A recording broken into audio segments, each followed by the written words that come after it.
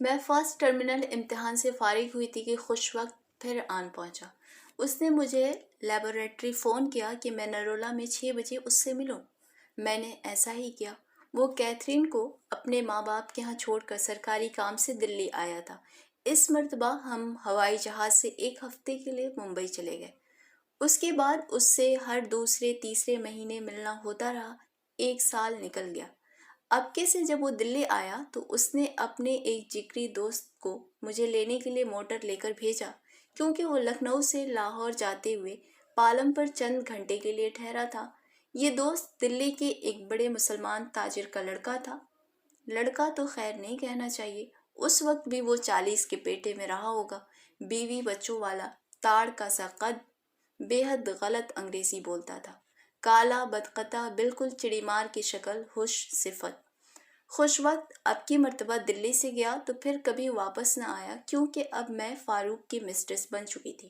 فاروق کے ساتھ اب میں اس کی منگیتر کی حیثیت سے باقاعدہ دلی کی اونچی سوسائٹی میں شامل ہو گئی۔ مسلمانوں میں تو 4 شادیاں جائز ہیں، لہٰذا یہ کوئی بہت بری بات نہ تھی، یعنی مذہب کے نقطۂ نگاہ سے، کہ وہ اپنی ان پڑھ ادھیڑ عمر کی پردے کی بوبو کی موجودگی میں ایک تعلیم یافتہ لڑکی سے شادی کرنا چاہتا تھا، جو 4 آدمیوں میں ڈھنگ سے اٹھ بیٹھ سکے، اور پھر دولت مند طبقے میں سب کچھ جائز ہے۔ یہ تو ہماری مڈل کلاس کے قوانین ہیں کہ یہ نہ کرو، وہ نہ کرو۔ طویل چھٹیوں کے زمانے میں فاروق نے بھی مجھے خوب سیریں کرائیں۔ کلکتہ، لکھنؤ، اجمیر، کون جگہ تھی جو میں نے اس کے ساتھ نہ دیکھی۔ اس نے مجھے ہیرے جواہرات کے گہنوں سے لاد دیا۔ ابا کو لکھ بھیجتی کہ یونیورسٹی کے طالب علموں کے ہمراہ ٹور پر جا رہی ہوں، یا فلاں جگہ ایک سائنس کانفرنس میں شرکت کے لیے مجھے بلایا گیا ہے، لیکن ساتھ ہی ساتھ مجھے اپنا تعلیمی ریکارڈ اونچا رکھنے کی دھن تھی۔ فائنل امتحان میں میں نے بہت ہی خراب پرچے کیے اور امتحان ختم ہوتے ہی گھر چلی گئی۔ اسی زمانے میں دلی میں گڑبڑ شروع ہوئی اور فسادات کا بھوچال آ گیا۔ فاروق نے مجھے میرٹھ خط لکھا کہ تم فوراً پاکستان چلی جاؤ، میں تم سے وہیں ملوں گا۔ میرا پہلے ہی یہ ارادہ تھا۔ ابا بھی بے حد پریشان تھے اور یہی چاہتے تھے کہ ان حالات میں اب میں انڈیا میں نہ رہوں، جہاں شریف مسلمان لڑکیوں کی عزتیں مستقل خطرے میں ہیں۔ پاکستان اپنا اسلامی ملک تھا، اس کی بات ہی کیا تھی۔ ابا جائیداد وغیرہ کی وجہ سے فی الحال ترک وطن نہ کر سکتے تھے۔ میرے بھائی دونوں بہت چھوٹے چھوٹے تھے اور اماں جان کے انتقال کے بعد ابا نے ان کو میری خالہ کے پاس حیدرآباد دکن بھیج دیا تھا۔ میرا رزلٹ نکل چکا تھا اور میں 3rd ڈویژن میں پاس ہوئی تھی۔ میرا دل ٹوٹ گیا۔ جب بلوؤں کا زور ذرا کم ہوا تو میں ہوائی جہاز سے لاہور آ گئی۔ فاروق میرے ساتھ آیا۔ اس نے یہ پروگرام بنایا تھا کہ اپنے کاروبار کی ایک شاخ پاکستان میں قائم کر کے لاہور اس کا ہیڈ آفس رکھے گا، مجھے اس کا مالک بنائے گا اور وہیں مجھ سے شادی کر لے گا۔ وہ دلی سے ہجرت نہیں کر رہا تھا، کیونکہ اس کے باپ بڑے احراری خیالات کے آدمی تھے۔ پلان یہ تھا کہ وہ ہر دوسرے تیسرے مہینے دلی سے لاہور آتا رہے گا۔ لاہور میں افراتفری تھی، حالانکہ ایک سے ایک اعلیٰ کوٹھی الاٹ ہو سکتی تھی، مگر فاروق یہاں کسی کو جانتا نہ تھا۔ بہرحال سنت نگر میں ایک چھوٹا سا مکان میرے نام الاٹ کرا کے اس نے مجھے وہاں چھوڑ دیا، اور میری دوسرات کے لیے ایک دور کے رشتہ دار کنبے کو میرے پاس ٹھہرا دیا، جو مہاجر ہو کے لاہور آئے تھے اور مارے مارے پھر رہے تھے۔ میں زندگی کی اس یک بیک تبدیلی سے اتنی ہکا بکا تھی کہ میری سمجھ میں نہ آتا تھا کہ کیا سے کیا ہو گیا۔ کہاں غیر منقسم ہندوستان کی وہ بھرپور دلچسپ رنگا رنگ دنیا، کہاں 48 کے لاہور کا وہ تنگ و تاریک مکان، غریب الوطنی۔ اللہ اکبر، میں نے کیسے کیسے دل ہلا دینے والے زمانے دیکھے ہیں۔ میں اتنی خالی ذہن ہو چکی تھی کہ میں نے تلاش ملازمت کے لیے بھی کوئی کوشش نہ کی۔ روپے کی طرف سے فکر نہ تھی، کیونکہ فاروق میرے نام 10,000 روپے جمع کرا گیا تھا، صرف 10,000۔ وہ خود کروڑوں کا آدمی تھا، مگر اس وقت میری سمجھ میں کچھ نہ آتا تھا، اب بھی نہیں آتا۔ دن گزرتے گئے۔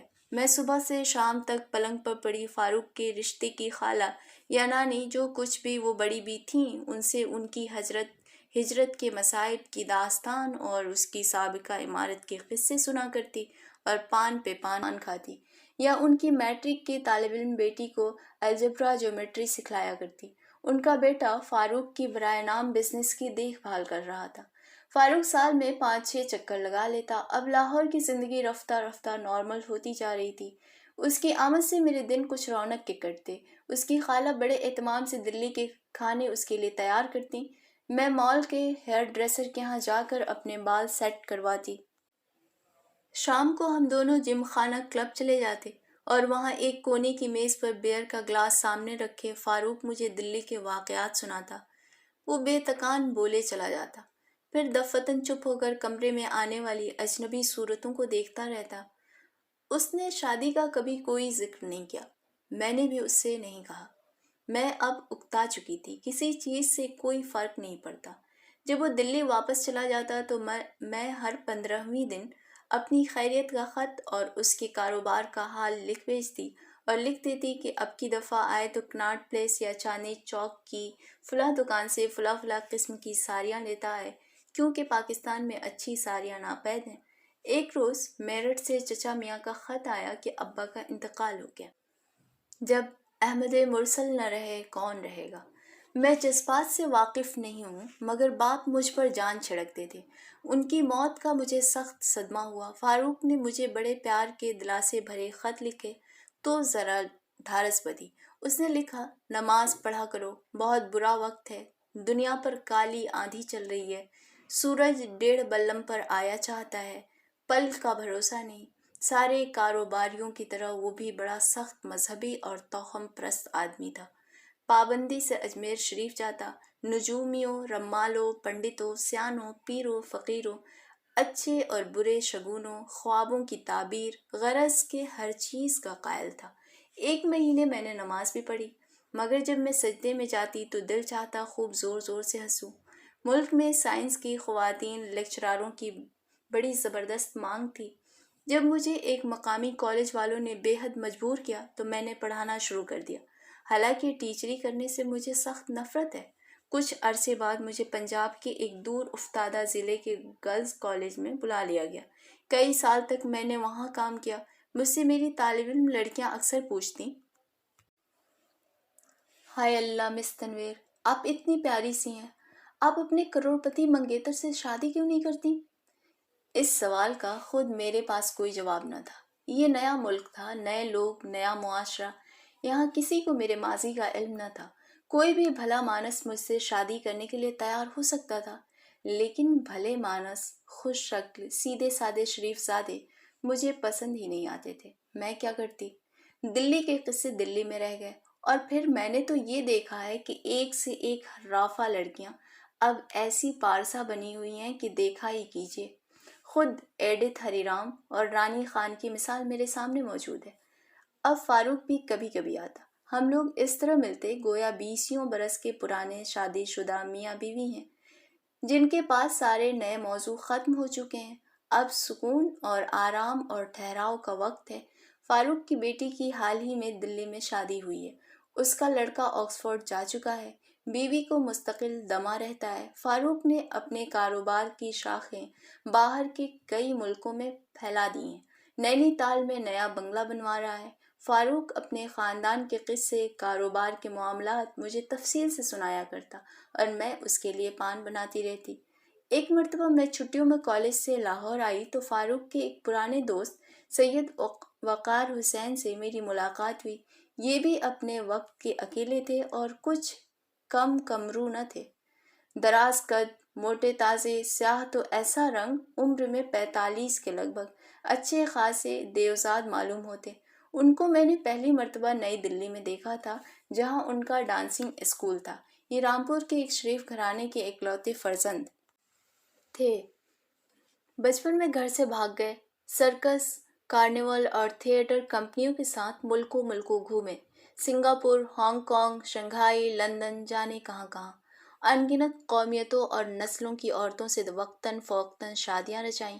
ان کی موجودہ بیوی اڑیسہ کے ایک مارواڑی مہاجن کی لڑکی تھی جس کو یہ کلکتے سے اڑا لائے تھے۔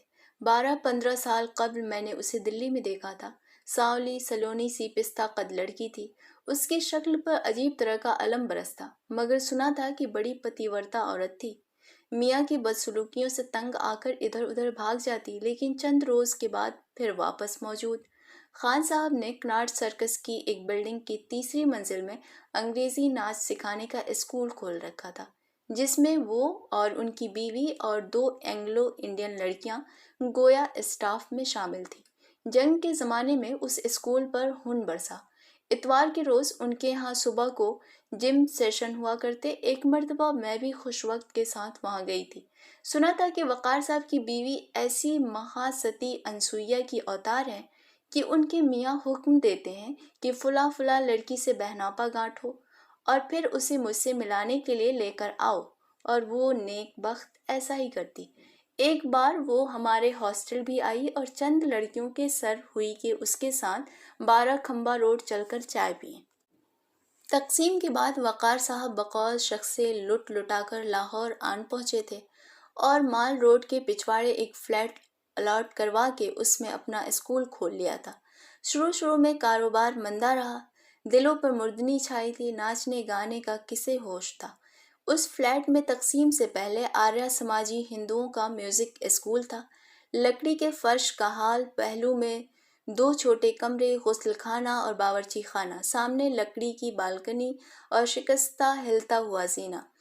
ہند ماتا سنگیت مہا ودیالیہ کا بورڈ بالکنی کے جنگلے پر اب تک ٹیڑھا ٹنگا ہوا تھا۔ اسے اتار کر وکاز school of ballroom and tap dancing کا بورڈ لگا دیا گیا۔ امریکی فلمی رسالوں سے تراش کر Gene Kelly, Fred Astaire, Frank Sinatra, Doris Day وغیرہ کی رنگین تصویریں ہال کی بوسیدہ دیواروں پر آویزاں کر دی گئیں اور اسکول چالو ہو گیا۔ ریکارڈوں کا تھوڑا سا ذخیرہ خان صاحب دلی سے ساتھ لیتے آئے تھے۔ گرامو فون اور سیکنڈ ہینڈ فرنیچر فاروق سے روپیہ قرض لے کر انہوں نے یہاں خرید لیا۔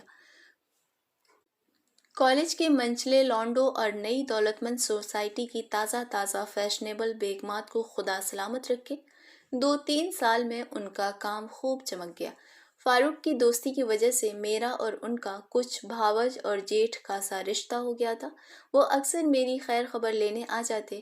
ان کی بیوی گھنٹوں میرے ساتھ پکانے، ریدھنے، سینے، پرونے کی باتیں کیا کرتی۔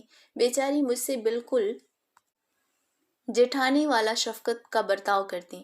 یہ میاں بیوی لاولد تھے، بڑا اداس، بے رنگ بے تکا سا غیر دلچسپ جوڑا تھا۔ ایسے لوگ بھی دنیا میں موجود ہیں۔ کالج میں نئی امریکہ پلٹ نک چڑھی پرنسپل سے میرا جھگڑا ہو گیا۔ اگر وہ سیر تو میں سوا سیر۔ میں خود ابوالحسن تانا شاہ سے کون کم تھی۔ میں نے استعفیٰ کالج کمیٹی کے سر پر مارا اور پھر سنت نگر لاہور واپس آ گئی۔ میں پڑھاتے پڑھاتے اکتا چکی تھی۔ میں کوئی وظیفہ لے کر پی ایچ ڈی کے لیے باہر جا سکتی تھی، مگر اس ارادے کو بھی کل پر ٹالتی رہی۔ کل امریکنوں کے دفتر جاؤں گی جہاں وہ وظیفے بانٹتے ہیں، کل برٹش کونسل جاؤں گی، کل ایجوکیشن منسٹری میں اسکالرشپ کی درخواست بھیجوں گی۔ مزید وقت گزر گیا۔ کیا کروں گی کہیں باہر جا کر؟ کون سے گڑھ جیت لوں گی؟ کون سے کدو میں تیر مار لوں گی؟ مجھے جانے کس چیز کا انتظار تھا، مجھے معلوم نہیں۔ اس دوران میں ایک روز وقار بھائی میرے پاس حواس باختہ آئے اور کہنے لگے، تمہاری بھابھی کے دماغ میں پھر سودا اٹھا۔ وہ ویزا بنوا کر انڈیا واپس چلی گئیں اور اب کبھی نہ آئیں گی۔ یہ کیسے؟ میں نے ذرا بے پرواہی سے پوچھا اور ان کے لیے چائے کا پانی اسٹوو پر رکھ دیا۔ بات یہ ہوئی کہ میں نے انہیں طلاق دے دی۔ ان کی زبان بہت بڑھ گئی تھی، ہر وقت ٹر ٹر۔ پھر انہوں نے سامنے کے کھرے پلنگ پر بیٹھ کر خالص شوہروں والے انداز میں بیوی کے خلاف شکایات کا ایک دفتر کھول دیا اور خود کو بے قصور اور حق بجانب ثابت کرنے کی کوشش میں مصروف رہے۔ میں بے پرواہی سے یہ ساری کتھا سنا کی۔ زندگی کی ہر بات اس قدر بے رنگ، غیر اہم، غیر ضروری اور بے معنی تھی۔ کچھ عرصے بعد وہ میرے یہاں آ کر بڑبڑائے، نوکروں نے ناک میں دم کر رکھا ہے، کبھی اتنا بھی تم سے نہیں ہوتا کہ آ کر ذرا بھائی کے گھر کی حالت ہی درست کر جاؤ؟ نوکروں کے کان ایٹھوں، میں اسکول بھی چلاؤں اور گھر بھی۔ انہوں نے اس انداز سے شکایتاً کہا گویا ان کے گھر کا انتظام کرنا میرا فرض تھا۔ چند روز بعد میں اپنا سامان باندھ کر وقار صاحب کے کمروں میں منتقل ہو گئی اور ناچ سکھانے کے لیے ان کی اسسٹنٹ بھی بن گئی۔ اس کے مہینے بھر بعد پچھلے اتوار کو وقار صاحب نے ایک مولوی بلوا کر اپنے 2 چرکٹوں کی گواہی میں مجھ سے نکاح پڑھوا لیا۔ اب میں دن بھر گھر کے کام میں مصروف رہتی ہوں۔ میرا حسن و جمال ماضی کی داستانوں میں شامل ہو چکا ہے۔ مجھے شور و شغب، پارٹیاں، ہنگامے مطلق پسند نہیں، لیکن گھر میں ہر وقت چاچا اور کلپسو اور راک اینڈ رول کا شور مچتا رہتا ہے۔ بہرحال یہی میرا گھر ہے۔ میرے پاس اس وقت کئی کالجوں میں کیمسٹری پڑھانے کے آفر ہیں، مگر بھلا خانہ داری کے دھندوں سے کہیں فرصت ملتی ہے؟ نوکروں کا یہ حال ہے کہ آج رکھو کل غائب۔ میں نے زیادہ کی تمنا کبھی نہیں کی، صرف اتنا ہی چاہا کہ ایک اوسط درجے کی کوٹھی ہو، سواری کے لیے موٹر، تاکہ آرام سے ہر جگہ آ جا سکیں، ہم چشموں میں بے عزتی نہ ہو، 4 ملنے والے آئیں تو بٹھانے کے لیے قرینے کا ٹھکانہ ہو، اور بس۔ اس وقت ہماری 1,500-2,000 ماہوار آمدنی ہے، جو 2 میاں بیوی کے لیے ضرورت سے کہیں زیادہ ہے۔ انسان اپنی قسمت پر قانع ہو جائے تو سارے دکھ آپ سے آپ مٹ جاتے ہیں۔ شادی کر لینے کے بعد لڑکی کے سر کے اوپر چھت سی پڑ جاتی ہے۔ آج کل کی لڑکیاں جانے کس رو میں بہہ رہی ہیں، کس طرح یہ لوگ ہاتھوں سے نکل جاتی ہیں، جتنا سوچوں عجیب سا لگتا ہے اور حیرت ہوتی ہے۔ میں نے تو کبھی کسی سے فلرٹ تک نہ کیا۔ خوش وقت فاروق اور اس سیاہ فام دیوزاد کے علاوہ جو میرا شوہر ہے، میں کسی چوتھے آدمی سے واقف نہیں۔ میں شاید بدمعاش تو نہیں تھی، نہ معلوم میں کیا تھی اور کیا ہوں۔ ریحانہ، سعدیہ، پربھا اور یہ لڑکی جس کی آنکھوں میں مجھے دیکھ کر دہشت پیدا ہوئی، شاید وہ مجھ سے زیادہ اچھی طرح مجھ سے واقف ہوں۔ اب خوش وقت کو یاد کرنے کا فائدہ؟ وقت گزر چکا، جانے اب تک وہ بریگیڈیئر، میجر جنرل بن چکا ہو، آسام کی سرحد پر چینیوں کے خلاف مورچہ لگائے بیٹھا ہو، یا ہندوستان کی کسی ہری بھری چھاونی میں بیٹھا مونچھوں پر تاؤ دے رہا ہو اور مسکراتا ہو۔ شاید وہ کب کا کشمیر کے محاذ پر مارا جا چکا ہو، کیا معلوم۔ اندھیری راتوں میں آنکھیں کھولے چپ چاپ پڑی رہتی ہوں۔ سائنس نے مجھے عالم موجودات کے بہت سے رازوں سے واقف کر دیا ہے۔ میں نے کیمسٹری پر ان گنت کتابیں پڑھی ہیں، پہروں سوچا ہے، پر مجھے بڑا ڈر لگتا ہے۔ اندھیری راتوں میں مجھے بڑا ڈر لگتا ہے۔ خوش وقت سنگھ، تمہیں اب مجھ سے مطلب؟